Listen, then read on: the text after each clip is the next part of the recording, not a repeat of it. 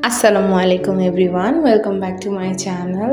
ঈদুল আজহার অনেক অনেক শুভেচ্ছা নিয়ে আজকের ভিডিওটা শুরু করছি।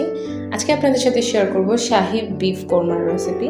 তার জন্য আমি এখানে 1 কেজি গরুর মাংস, রানের দিকের মাংসটা আমি এখানে ব্যবহার করছি। হালকা একটু চর্বি আছে, তবে খুব বেশি না, এরকম করে কাট দিয়ে নিয়েছি। এবার প্যানে তেল গরম করে তাতে 2 কাপের মতো পেঁয়াজ কুচি দিয়ে নিচ্ছি। ভালোভাবে বেরেস্তা করে নিয়ে আমি এখান থেকে অর্ধেকের বেশি তুলে রাখছি পরে ব্যবহারের জন্য। এবার সেম তেলের মধ্যে আমি 3 টেবিল চামচ পেঁয়াজ বাটা, 1 টেবিল চামচ করে আদা বাটা আর রসুন বাটা দিয়ে দিয়েছি। মশলাটা ভালোভাবে কষিয়ে নিয়ে এবার আমি এখানে গোটা গরম মশলাগুলো দিয়ে দিব, যা যা ব্যবহার করছি আপনারা দেখতেই পাবেন। এই যে এবার সবগুলো তেলের মধ্যে দিয়ে আবারও ভালোভাবে মিশিয়ে নিয়ে এবার দিয়ে দিব গুঁড়ো মশলাগুলো। 1 চা চামচ করে দিচ্ছি জিরা গুঁড়ো, ব্ল্যাক পেপার আর গরম মশলার গুঁড়ো। সবগুলোকে মিশিয়ে নিয়ে এবার আমি মাংসটা দিয়ে দিব।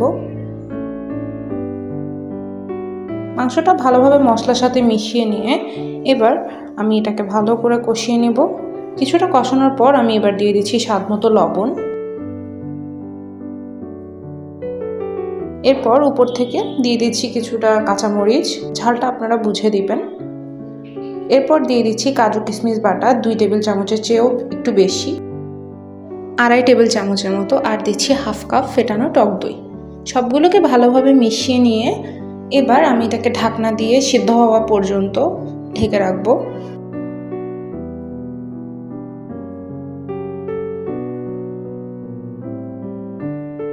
এই তো 15-16 মিনিট পর ঢাকনা খোলার পর আমার মাংসটা প্রায় সিদ্ধ হয়ে গেছে।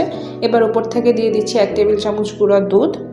দুধটা ভালোভাবে মিশিয়ে নিয়ে আমি শুধু ঝোলটা আরেকটু শুকিয়ে নিব। এ পর্যায়ে আপনাদের যদি মাংসটা মনে হয় সিদ্ধ হয়নি, 1 কাপ থেকে 1.5 কাপ গরম পানি ব্যবহার করতে পারেন আপনারা।